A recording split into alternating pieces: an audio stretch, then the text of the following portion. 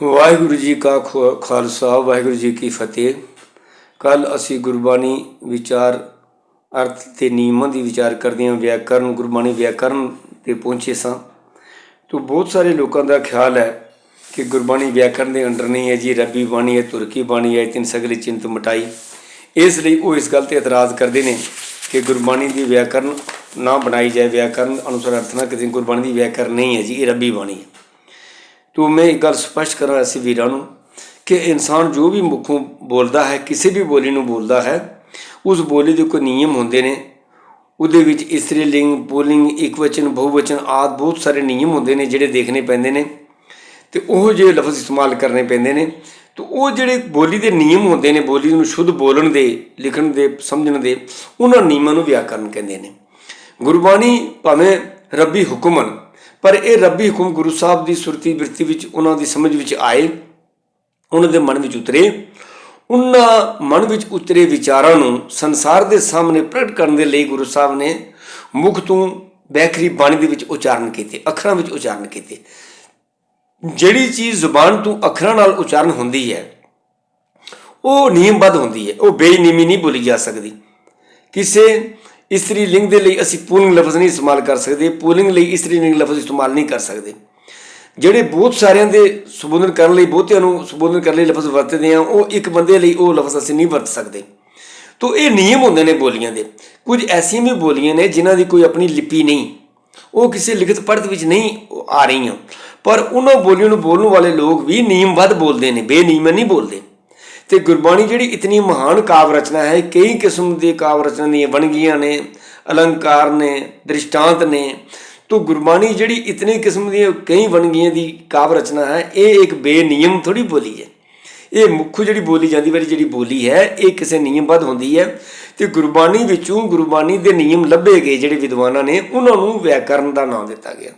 तो लिहाजा गुरबाणी की व्याकरण मन नाल कोई गुरबाणी किसी के अंडर नहीं हो जाती, या गुरबाणी की बेद भी नहीं हो जाती, बल्कि गुरबाणी के शुद्ध बोलने के नियम समझ के बोलना ही गुरबाणी का सत्कार है।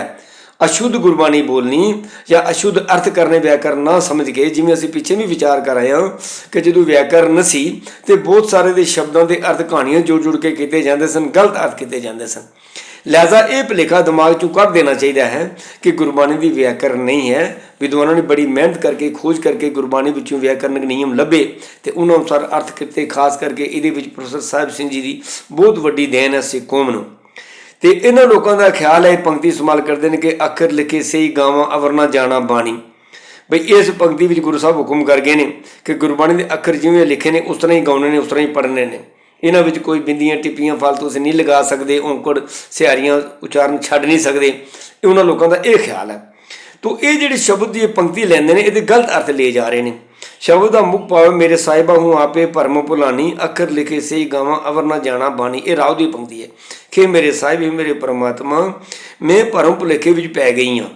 पूर्वले किते कर्म रूपी अखर जो मेरे मस्तिष्क से लिखे गए, जो मेरा सुभाव आदतां बन गई, वो मैं बदल नहीं रही। अवर ना जाना बाणी, अपनी सुरती बिरती दी, अपनी आदतां सुभाव की कोई नवी बनावट, नवी घाड़त घड़नी मैं नहीं जानती। गल ये है, इत्थे बाणी तो भाव गुरबाणी नहीं है, बाणी तो भाव है बनावट, बनतर, घाड़त। जिवें जपजी साहब जी पढ़ते हैं सरमखंड की बाणी रूप, इत्थे भी बाणी तो मतलब सरमखंड की जी आत्म अवस्था है, इत्थे की बनावट किहो जी बनती है, घाड़त किहो जी बनती है, जीवन किवें घड़िया जाता है, उसका जिक्र अगली पंक्ति च है। तित्तै घड़ी है सुरत मत मन बुद्ध। भी सरमखंड की अवस्था जो इंसान की मानसिक तब्दीली होती है, तो वो सुरत मत मन बुद्ध एक नवे संचे में घड़े जाते हैं। वो सुरती बदल जाती है, सुभाव बदल जाते हैं, मन बदल जाता है, आदतां बदल जांदियां ने। ये नवी घाड़त जी नवी बनावट बनती है, उसनूं बाणी कहा गया है। तो ये मेरे साहिबा हूँ आपे भरम भुलानी, मैं भरम भुलेखे विच क्यों पई हुई हाँ कि मेरे जीवन के जिहड़े मैं कर्म पहले करती आई हाँ, वो पूर्वले कर्म जो अंकुरी मुड़ मुड़ के फुटते हैं, वही कर्म मैं करी जा रही हाँ। मैं कदे अपने जीवन की कोई सुचज्जी घाड़त, गुणवंती घाड़त नहीं कर सकी। इस कारण मैं कोई नवी बनतर अपनी नहीं बना रही। अखर लिखे सही गावां, मुड़ मुड़ के वही कर्म करी जा रही हूँ, वही सुभाव आदतां वही कर्म करी जा रही हूँ। ਅਵਰ ਨਾ ਜਾਣਾ ਬਾਣੀ ਮੈਂ, ਹੋਰ ਕੋਈ ਨਵੀਂ ਬਣਤਰ ਜਿਹੜੀ ਮੇਰੀ ਬਣਨੀ ਚਾਹੀਦੀ ਸੀ ਗੁਰਬਾਣੀ ਅਨੁਸਾਰ ਉਹ ਨਹੀਂ ਬਣ ਰਹੀ। ਤੋ ਇੱਥੇ ਅਰਥ ਇਹ ਨੇ, ਇਹ ਗਲਤ ਅਰਥ ਲੈ ਕੇ ਇਸ ਪੰਕਤੀ ਦਾ ਇਹ ਮਤਲਬ ਲੈ ਲੈਣਾ ਕਿ ਬਾਣੀ ਜਿਵੇਂ ਲਿਖੀ ਦੀ ਹੈ ਉਸ ਤਰ੍ਹਾਂ ਹੀ ਪੜ੍ਹਨੀ ਹੈ ਜਾਂ ਉਸ ਤਰ੍ਹਾਂ ਹੀ ਉਚਾਰਨ ਕਰਨੀ ਹੈ, ਇਹ ਗੱਲ ਬਿਲਕੁਲ ਨਿਰਮੂਲ ਸਾਬਤ ਹੁੰਦੀ ਹੈ। ਆਓ ਇਸ ਵਿਸ਼ੇ 'ਤੇ ਅਸੀਂ ਥੋੜ੍ਹੇ ਜਿਹੇ ਵਿਚਾਰ ਸਾਂਝੇ ਕਰ ਲਈਏ। ਹੁਣ ਅਗਰ ਬਾਣੀ ਜਿਵੇਂ ਲਿਖੀ ਦੀ ਉਸ ਤਰ੍ਹਾਂ ਪੜ੍ਹਨੀ ਹੋਵੇ ਤਾਂ ਫਿਰ ਅਸੀਂ ਗੁਰੂ ਗ੍ਰੰਥ ਸਾਹਿਬ ਜੀ ਦਾ ਪਹਿਲਾ ਅਕਸ਼ਰ ਇੱਕ ਓਂਕਾਰ ਹੀ ਨਹੀਂ ਪੜ੍ਹ ਸਕਦੇ ਜੈਸਾ ਲਿਖਿਆ। ਚਲੋ ਇੱਕ ਅਸੀਂ ਪੜ੍ਹਦੇ ਹਾਂ ਤੋ ਇੱਕ ਗਿਣਤੀ ਦਾ ਲਿਖਿਆ ਤਾਂ ਉਹਨੂੰ ਇੱਕ ਪੜ੍ਹਦੇ ਹਾਂ। ਅੱਗੇ ਅਸੀਂ ਪੜ੍ਹਦੇ ਹਾਂ ਓਂਕਾਰ। ਓਂਗ ਜਿਹੜਾ ਹੈ ਇਹ ਊੜੇ ਨੂੰ ਔਂਕੜ ਤੇ ਐੜੇ ਉੱਪਰ ਟਿੱਪੀ ਲਗਾ ਕੇ ਓਂਗ ਬਣਦਾ ਹੈ, ਪਰ ਉੱਥੇ ਐਸਾ ਨਹੀਂ ਲਿਖਿਆ, ਉੱਥੇ ਅੱਧਾ ਊੜਾ ਲਿਖਿਆ ਹੋਇਆ ਹੈ, ਉਹਨੂੰ ਅਸੀਂ ਓਂਗ ਟਰੀਟ ਕਰਦੇ ਹਾਂ। ਫਿਰ ਉਹਦੇ ਉੱਪਰ ਇੱਕ ਕੋਸ ਜੀ ਬਣੀ ਦੀ ਹੈ, ਗੋਲ ਕੋਸ ਜੀ ਬਣੀ ਜਿਹੜੀ ਅੱਗੇ ਜਾਰੀ ਹੈ, ਉਸ ਕੋਸ ਨੂੰ ਅਸੀਂ ਕਾਰ ਪੜ੍ਹਦੇ ਹਾਂ। ਇੱਥੇ ਕਿਤੇ ਕੱਕਾ ਕੰਨਾ ਰਾਰਾ ਕਾਰ ਨਹੀਂ ਲਿਖਿਆ ਹੋਇਆ, ਪਰ ਅਸੀਂ ਕੱਕਾ ਕੰਨਾ ਰਾਰਾ ਕਾਰ ਪੜ੍ਹਦੇ ਇੱਕ ਓਂਕਾਰ ਪੜ੍ਹਦੇ ਹਾਂ। ਉਸ ਕੋਸ ਨੂੰ ਅਸੀਂ ਕਾਰ ਟਰੀਟ ਕਰਦੇ ਹਾਂ, ਤਸੱਵਰ ਕਰਦੇ ਹਾਂ ਕਾਰ, ਅਤੇ ਉਹ ਅੱਧੇ ਊੜੇ ਨੂੰ ਅਸੀਂ ਓਂਗ ਟਰੀਟ ਕਰਦੇ ਹਾਂ, ਉਸ ਤਰ੍ਹਾਂ ਨਹੀਂ ਪੜ੍ਹਦੇ। ਅਗਲਾ ਅੱਖਰ ਲੈ ਲਵੋ ਸਤਨਾਮ, ਉੱਥੇ ਸਤਨਾਮ ਨਹੀਂ ਲਿਖਿਆ, ਤੱਤੇ ਨੂੰ ਸਿਆਰੀ ਲੱਗੀ ਹੈ, ਇਹ ਸਿਆਰੀ ਸੁਚਾਰ ਨਹੀਂ ਕਰਦੇ। ਨਾਮ ਦੇ ਮੰਮੇ ਨੂੰ ਔਂਕੜ ਲੱਗੀ ਹੈ, ਅਸੀਂ ਨਾਮ ਨੂੰ ਨਹੀਂ ਪੜ੍ਹਦੇ, ਨਾਮ ਹੀ ਪੜ੍ਹਦੇ ਹਾਂ, तो इतने औंकड़ छड़ते हाँ, सियारियाँ छड़ते हाँ। इस तरह गुरबाणी में बहुत मिसालां मिलदियां ने कि गुरबाणी में कई लफ्ज़ के नाल कन्ने लगा के बिंदियां लगा के कन्ना लगा के बिंदी लगा के भी उचारण होंदा है। ये असी उचारण करते टाइम कोलों लगा के उचारण करते हाँ, तां जाके शुद्ध बनता है। लिखित भी जदों भी लिखांगे तो बाणी जिस तरह लिखी गई है उस तरह लिखांगे। असी उत्ते कन्ने बिंदियां टिप्पियां असीं ना लावांगे, ना औंकड़ लिखे दे छड्डांगे, ना सियारियां लगी दियां छड्डांगे। लेकिन उचारण करने टाइम औंकड़ सियारियां कई शब्दों दी साइलेंट नहीं बोलियां जांदियां ते कई जगह ते मुक्ते अखर लिखे होंदे ने, नन्ना तत्ता मुक्ता होंदा है, उहदे नाल असीं कन्ना बिंदी वगैरह लगा के उचारण संपूर्ण करते हाँ। जिवें जपजी साहब की ही पंक्ति है, अंत न सिवती कैन ना अंत, उत्ते इत्थे हुण अंत दे तत्ते नूं औंकड़ लगी है, पर असीं अंतू नहीं पढ़ते, औंकड़ छोड़ते हाँ, ये औंकड़ साइलेंट है। अगला लफ्ज़ है अंत ना सिवती, ना मुक्ता नन्ना लिखिया होया है। ना तो हिंदी का लफ्ज़ है, पंजाबी का लफ्ज़ ना नहीं है। पंजाबी ना बोलना लिखना होवे ते नन्ने अगे कन्ना लगता है, पर इत्थे खाली नन्ना मुक्ता लिखा है। असीं कन्ना लगा के ना पढ़ते हाँ, पर ना शुद्ध है तां लिख पढ़ते हाँ। कहन कहन दे अनाने नूं भी सियारी लगी हुई है, पर उचारण नहीं होती। फिर ना अंत, फिर अगला ना, इस को भी असीं ना पढ़ते हैं, कन्न लगा के पढ़ते हाँ। अंत दे तत्ते दी औंकड़ नहीं पढ़ते, ये साइलेंट असीं नहीं पढ़ते। इस तरह शब्दों तां गावो हरी केरा, आनंद साहब जी पढ़ते हैं शब्दों तां गावो, तां दे इत्ते खाली तत्ता लिखा है, इत्ते लिखा है शब्दों तत्ता गावो हरी केरा, इस तरह लिखा हुआ है। जे लिखा पढ़ना होवे ते उस तरह ही पढ़ना होवे ते शब्दों तत्ता गावो हरी केरा कोई भी नहीं पढ़ता, वो वीर भी नहीं पढ़ते जेड़े कहंदे ने बाणी विच बिंदियां टिप्पियां दी चैनिंग नहीं करनी। तो इत्थे तां बनता है कि तत्ते नूं असीं कन्ना लगा के उपर बिंदी भी लगा के तां पढ़दे हैं शब्दों तां गावो। तो इत्थे लिखा तत्ता है, पंजाबी का लफ्ज़ तत्ता है, ता नहीं है, ता हिंदी का लफ्ज़ है, तो उसनों भी तां पढ़ना होवे ते उत्थे भी ता दे अगे कन्ना बिंदी लगानी पेगी तां जाके तां बनता है। तो लिहाजा ये मैं एक दो दृष्टांत तुहाडे सामने रखे ने। इस तरह तुसीं बाणी विच बेअंत मिसालां देख सकते हो कि बाणी जिस तरह लिखी दी उस तरह नहीं पढ़ी जाती, उस तरह पढ़ो तो बड़े गलत अर्थ बनते हैं।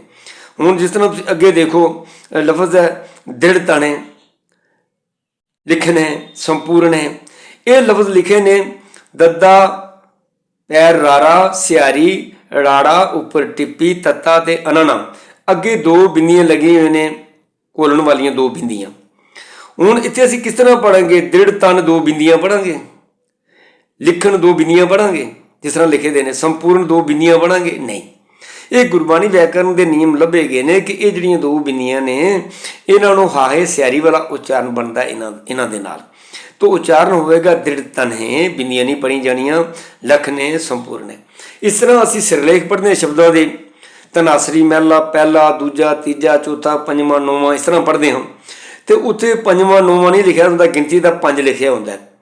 तो 5 नूं 5 नहीं पढ़ना, पंजवां पढ़ना, 4 नूं 4 नहीं पढ़ना, चौथा पढ़ना। ये गुरबाणी के सिरलेखां विच शब्दों के सिरलेख कई जगह ते 5 लिखे अगे मुड़ के पंजवां पंजाबी अखरां विच भी लिख के दस्सिया गया है कि 5 नूं पंजवां पढ़ना है। घर 3 लिखिया होंदा है, पर असीं घर तीजा पढ़ते हैं। ਕਈ ਜਗ੍ਹਾ ਤੇ ਘਰ ਦੇ ਅੱਗੇ 3 ਗਿਣਤੀ ਦਾ ਲਿਖ ਕੇ ਅੱਗੇ ਤੀਜਾ ਵੀ ਲਿਖ ਕੇ ਦੱਸਿਆ ਹੁੰਦਾ ਹੈ ਕਿ ਇਹਦਾ ਸਹੀ ਉਚਾਰਨ ਜਿਹੜਾ ਹੈ ਤੀਜਾ ਹੈ। ਤੋ ਇਹ ਸ਼ੁੱਧ ਉਚਾਰਨ ਜਿਹੜੇ ਨੇ ਇਹ ਅਸੀਂ ਬਿਲਕੁਲ ਜਿਸ ਤਰ੍ਹਾਂ ਬਾਣੀ ਲਿਖੀ ਸੀ ਉਸ ਤਰ੍ਹਾਂ ਪੜ੍ਹ ਹੀ ਨਹੀਂ ਸਕਦੇ। ਹੁਣ ਬਹੁਤ ਸਾਰੇ ਲਫ਼ਜ਼ ਐਸੇ ਨੇ ਜਿਨ੍ਹਾਂ ਦੇ ਉੱਪਰ ਦੋ ਦੋ ਮਾਤਰਾ ਲੱਗੀਆਂ ਹੁੰਦੀਆਂ ਨੇ, ਜਿਸ ਤਰ੍ਹਾਂ ਸੁਹਾਗਣ, ਸੁਹਾਗਣ ਦੇ ਸੱਸੇ ਨੂੰ ਔਂਕੜ ਵੀ ਹੈ ਤੇ ਉੱਪਰ ਹੋੜਾ ਵੀ ਹੈ। ਜੁਆਨੀ, ਜੁਆਨੀ ਦੇ ਜੱਜੇ ਨੂੰ ਹੋੜਾ ਵੀ ਹੈ ਤੇ ਔਂਕੜ ਵੀ ਹੈ। ਸੁਹੇਲਾ, ਸੁਹੇਲਾ ਦੇ ਉੱਪਰ ਔਂਕੜ ਵੀ ਹੈ ਤੇ ਪੈਰ ਸੱਸੇ ਥੱਲੇ ਔਂਕੜ ਦੇ ਉੱਪਰ ਹੋੜਾ ਵੀ ਹੈ। ਇਸ ਤਰ੍ਹਾਂ ਗੋਬਿੰਦ, ਗੋਬਿੰਦ ਦੇ ਗੱਗੇ ਨੂੰ ਹੇਠ ਔਂਕੜ ਵੀ ਹੈ ਤੇ ਉੱਪਰ ਹੋੜਾ ਵੀ ਹੈ। ਹੁਣ ਜੇ ਹੋੜਾ ਉਚਾਰਨ ਕਰਾਂਗੇ ਤੇ ਗੋਬਿੰਦ ਬਣੇਗਾ, ਔਂਕੜ ਉਚਾਰਨ ਕਰਾਂਗੇ ਤੇ ਗੋਬਿੰਦ ਬਣੇਗਾ। ਇਸ ਤਰ੍ਹਾਂ ਹੋੜਾ ਉਚਾਰਨ ਕਰਾਂਗੇ ਤੇ ਸੁਹਾਗਣ ਬਣੇਗਾ, ਔਂਕੜ ਉਚਾਰਨ ਕਰਾਂਗੇ ਤੇ ਸੁਹਾਗਣ ਬਣੇਗਾ। ਲਿਹਾਜ਼ਾ ਇੱਥੇ ਕਿਹੜੀ ਮਾਤਰਾ ਉਚਾਰਨ ਕਰਨੀ ਹੈ ਇਹ ਤੇ ਕੋਈ ਨਿਯਮ ਹੀ ਦੱਸ ਸਕਦੇ ਨੇ, ਇੱਥੇ ਕੋਈ ਮਨਮਰਜ਼ੀ ਨਹੀਂ ਚੱਲ ਸਕਦੀ ਨਾ। ਤੋ ਇੱਥੇ ਗੁਰਬਾਣੀ ਵਿਆਕਰਨ ਦੇ ਨਿਯਮ ਇਹ ਨੇ ਕਿ ਅਗਰ ਲਫ਼ਜ਼ ਜਿਹੜਾ ਉਹਦਾ ਅਸਲ ਰੂਪ ਹੈ ਜਿਸ ਮਾਤਰਾ ਨਾਲ ਹੈ ਉਹ ਨਹੀਂ ਮਾਤਰਾ ਪੜ੍ਹਨੀ, ਜਿਹੜੀ ਫਾਲਤੂ ਮਾਤਰਾ ਲੱਗੀ ਉਹ ਪੜ੍ਹਨੀ ਹੈ। ਜਿਸ ਤਰ੍ਹਾਂ ਲਫ਼ਜ਼ ਹੈ ਗੋਬਿੰਦ, ਅਸਲ ਮਾਤਰਾ ਗੋਬਿੰਦ ਹੋੜੇ ਨਾਲ ਹੈ ਗੋਬਿੰਦ, ਤੇ ਲਿਹਾਜ਼ਾ ਇੱਥੇ ਫਾਲਤੂ ਮਾਤਰਾ ਔਂਕੜ ਲਗਾਈ ਗਈ ਹੈ, ਗੁਰੂ ਜੀ ਨੇ ਲਗਾਈ ਹੋਈ ਹੈ। ਤਾਂ ਇਹ ਫਾਲਤੂ ਮਾਤਰਾ ਇਸ ਲਈ ਲਾਈ ਹੈ ਕਿ ਉਸ ਮਾਤਰਾ ਨੂੰ ਪੜ੍ਹਨ ਨਾਲ ਕਾਵ ਤੋਲ ਪੂਰਾ ਹੁੰਦਾ ਹੈ, ਤਬਲੇ ਦੀ ਮਾਤਰਾ ਵੀ ਪੂਰੀਆਂ ਬਣ ਜਾਂਦੀਆਂ ਨੇ। ਤੇ ਜੋ ਅਸਲ ਮਾਤਰਾ ਹੈ ਉਸ ਲਫ਼ਜ਼ ਦੀ ਆਮ ਹਾਲਤਾਂ ਵਿੱਚ ਅਸੀਂ ਲਗਾ ਕੇ ਪੜ੍ਹਦੇ ਹਾਂ ਉਹ ਨਹੀਂ ਪੜ੍ਹਨੀ, ਜਿਹੜੀ ਫਾਲਤੂ ਮਾਤਰਾ ਲੱਗੀ ਉਹ ਪੜ੍ਹਨੀ ਹੈ। ਗੋਬਿੰਦ ਦੀ ਔਂਕੜ ਪੜ੍ਹਨੀ ਹੈ, ਗੋਬਿੰਦ ਪੜ੍ਹਨਾ ਹੈ। ਜਿਸ ਸ਼ਬਦ ਵਿੱਚ ਇਹ ਦੋ ਮਾਤਰਾ ਵਾਲਾ ਗੋਬਿੰਦ ਆਏਗਾ ਉੱਥੇ ਗੋਬਿੰਦ ਪੜ੍ਹਨਾ ਹੈ। ਇਸ ਤਰ੍ਹਾਂ ਸੁਹਾਗਣ ਲਫ਼ਜ਼ ਹੈ, ਸੁਹਾਗਣ ਹੋੜੇ ਨਾਲ ਹੈ, ਪਰ ਇਸਨੂੰ ਅਸੀਂ ਸੁਹਾਗਣ ਪੜ੍ਹਨਾ ਜਿੱਥੇ ਦੋ ਮਾਤਰਾ ਲੱਗੀ ਹੋਣ, ਉਹ ਮਾਤਰਾ ਪੜ੍ਹਨੀ ਹੈ ਜਿਹੜੀ ਫਾਲਤੂ ਲੱਗੀ ਹੈ। ਤੋ ਇਸ ਤਰ੍ਹਾਂ ਦੀ ਗੁਰਬਾਣੀ ਵਿੱਚ ਵੰਨਗੀਆਂ ਮਿਲ ਜਾਂਦੀਆਂ ਨੇ ਕਿ ਅਸੀਂ ਜਿਸ ਤਰ੍ਹਾਂ ਬਾਣੀ ਲਿਖੀ ਦੀ ਉਸ ਤਰ੍ਹਾਂ ਨਹੀਂ ਪੜ੍ਹ ਸਕੇ। ਇਸ ਵਿਚਾਰ ਨੂੰ ਅਸੀਂ ਅੱਗੇ ਜਾਰੀ ਰੱਖਾਂਗੇ। ਵਾਹਿਗੁਰੂ ਜੀ ਕਾ ਖਾਲਸਾ, ਵਾਹਿਗੁਰੂ ਜੀ ਕੀ ਫਤਿਹ।